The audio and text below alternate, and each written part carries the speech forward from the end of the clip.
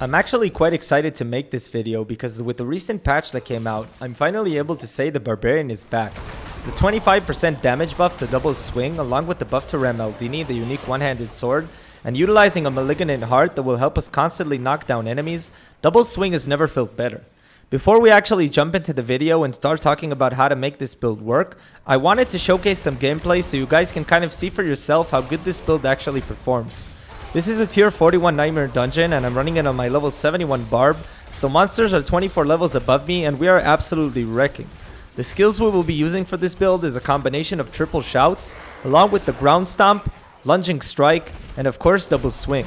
The skill rotation for this build is very simple. You're going to use your shouts, and then you're going to use lunging strike to position yourself in the middle of a monster pack or group of elites that you want to kill. You're then going to use ground stomp, which will stun enemies around us in a circle, and that will in return allow us to spam double swing and destroy our enemies. When we use double swing on enemies who are stunned or knocked down, we are granted back 25 fury, which is the fury cost of double swing. So basically we are able to spam double swing endlessly as long as our enemy is stunned or knocked down. The theme of this build will be applying stuns or knockdowns and maintaining berserk, as both of these will provide us with massive damage boosts. So as you guys can see in a moment here when we actually fight the Nightmare Dungeon boss, this is actually going to be the only scenario where we can't instantly stun our enemy. And the way we're going to be going about bosses is we're going to be trying to stagger them as fast as possible, as stagger is actually considered a knockdown, and that way we can start spamming our double swings and go to town. So as you guys can see, the second we stagger him, we start spamming our double swing, and we do actually start doing massive damage. And with the right gear and affixes, we should be able to apply stagger pretty quickly. And that's the way we're going to be dealing with the Nightmare Dungeon bosses.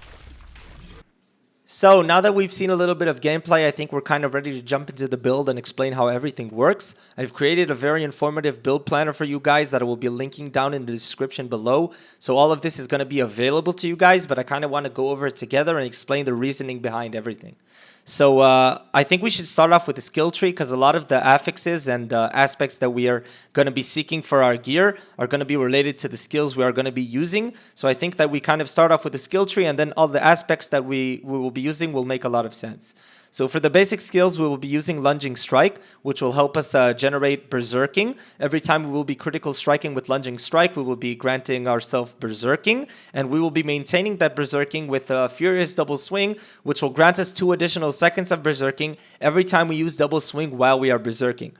In addition to that, enhanced double swing will also be giving us 25 fury in return every time we use double swing on stunned or knocked down enemies. Double swing actually costs 25 fury, so this basically means every time we use double swing on stunned or knocked down enemies, we can basically endlessly spam double swing. Down here for the defensive skills, you want to take 1 point into ground stomp, which will allow us to stun enemies so we can spam double swing. And we also want to take tactical ground stomp, which will generate 40 fury every time we use ground stomp. You want to max out Rallying Cry, which will and also Tactical Rallying Cry, which will help us with Fury generation. And you also want to max out Challenging Shot, which will not only give us a lot of damage reduction, but it will also be applying Taunt, which will make all of the enemies come closer and attack us, and then we can apply Ground Stomp and kind of kill everyone. And you also want to take Tactical Challenging Shot, which will give us Fury every time we take damage. So between Challenging Shot and Rallying Cry, we should be maintaining our Fury pretty much all the time. And down for the brawling skills, you want to take War Cry and Mighty War Cry and Enhanced War Cry. This will not only provide us with more damage, but more importantly, it will give us Berserking. So we will be getting Berserking from War Cry and Lunging Strike, and we will be maintaining our Berserking with Double Swing to basically always be in Berserking. You want to max out Booming Voice, which will increase the duration of our shouts, and also Guttural Yell, which will give us more damage reduction from enemies who are affected by our shouts. You also want to max out Aggressive Resistance, which will give us more damage reduction while we are berserking, and Prolific Fury, which will provide us with Fury generation while we are berserking. As mentioned before, we should always be berserking with this build, so these two are very good. You also want to take 1 point into Swiftness, which will just give us a little bit of more movement speed, which is always nice.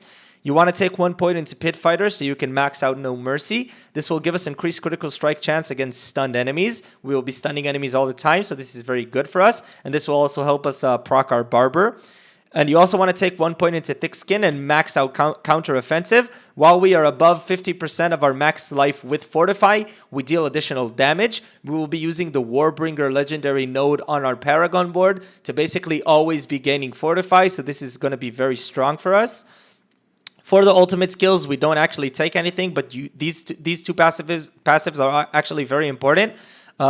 It's actually very important to note that while we are using the Ram Eldini Ancestral Unique Sword, the second weapon you want to use is going to be a one-handed mace. The reason you're going to be wanting to use a one-handed mace is it's a bludge-going weapon, and these passives are going to be utilizing that. So basically, every time one of our skills is using a bludge-going weapon, we deal 15% increased damage to enemies who are stunned or vulnerable. Now, double swing is a skill that uses both of our one-handed weapons. So if we have a one-handed mace, we can actually utilize both of these passives, and this will make us do increased damage to enemies who are stunned.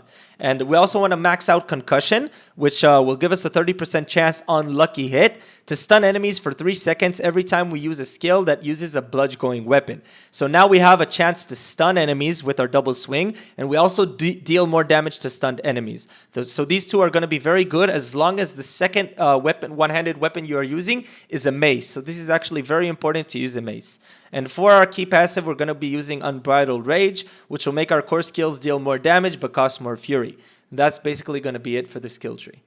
So now that we finished with the skill tree, we can kind of jump into the gear over here and explain all of the aspects that you want to make this build work.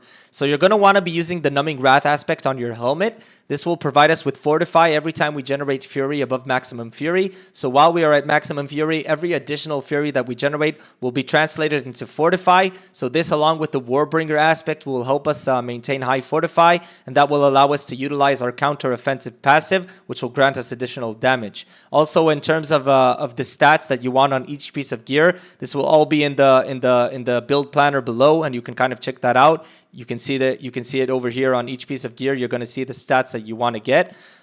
In terms of your armor, you're going to want to be using Aspect of Might. This will grant us 20% damage reduction for up to 6 seconds every time we use a basic skill. Because we are using Lunging Strike all of the time, not only to position ourselves for Ground Stomp, but also to generate Berserk. This is just a very good buff for us, 20% damage reduction every time we use Lunging Strike.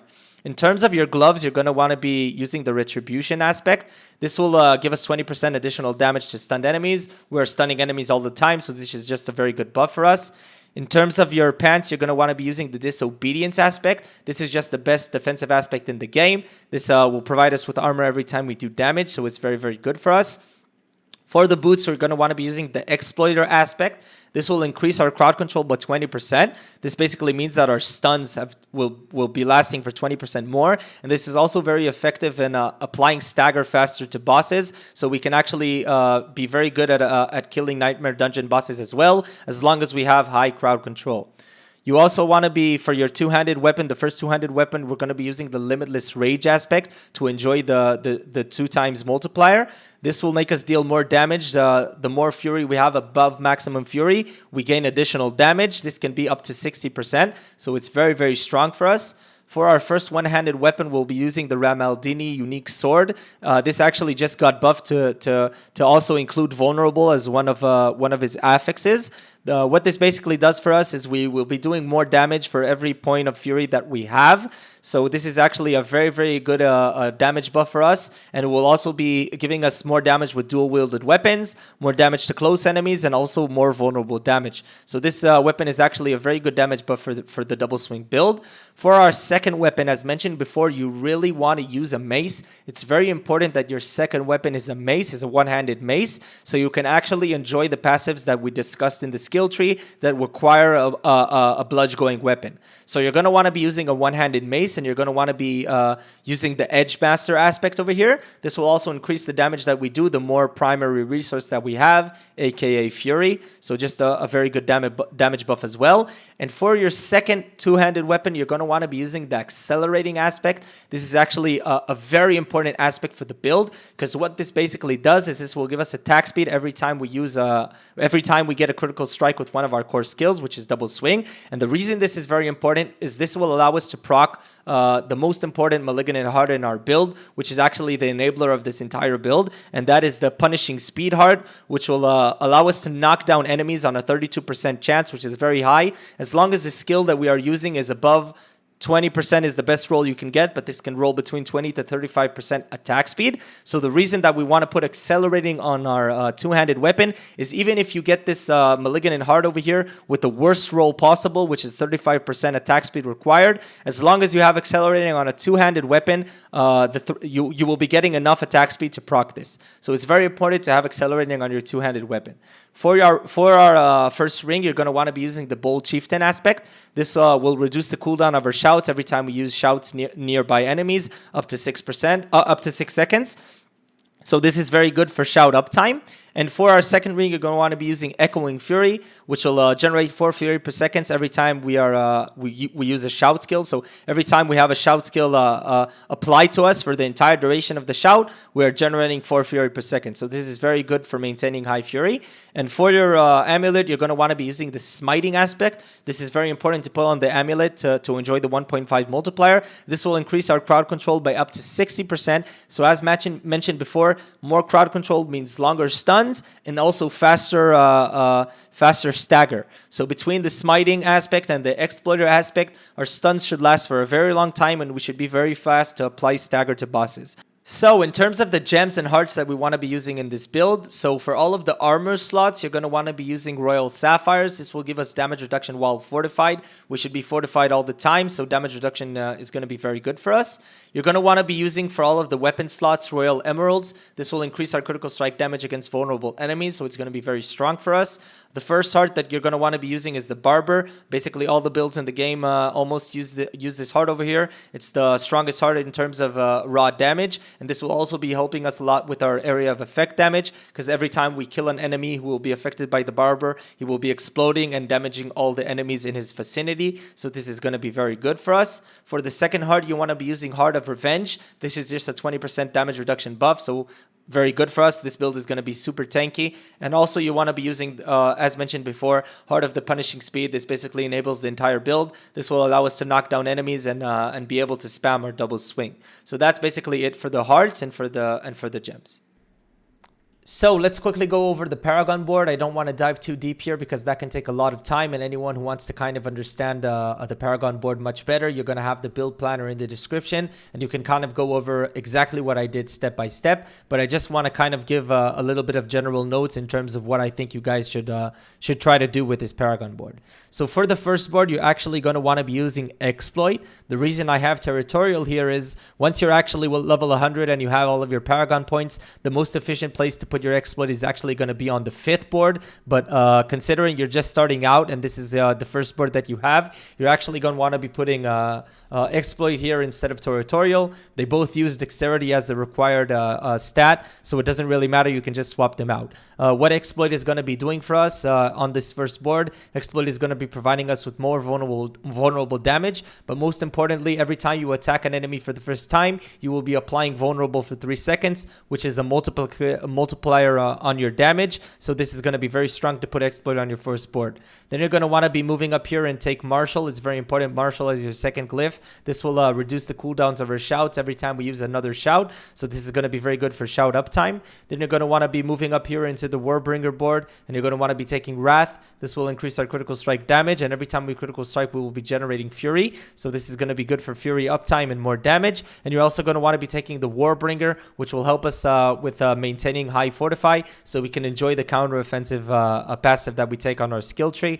Then you're going to want to be moving up here and taking Ambidextrous. This will increase our damage with one-handed weapons. Of course, Double Swing uses one-handed weapons, so this is going to be very good. Then you're going to kind of move up here, and you're going to take, here's where you're going to put Obviously, once you get to your 5th board, you're going to want to be putting exploit here, and then you're going to be moving territorial to your starting board, which territorial will be increasing our damage to close enemies and giving us more damage reduction against close enemies. So that's actually also going to be very strong for us because we're always going to be close with this build. And then you're going to be moving into your 6th and last board, and you're going to want to be taking on Daunted. This will increase our damage while fortified and give us more damage reduction while we are fortified. So more damage and more damage reduction. That's going to be basically it for the Paragon board. If you want to kind of dive deeper and see every little thing that I did, this is going to be in the description below as mentioned, and you can kind of check that out. And thank you guys for watching.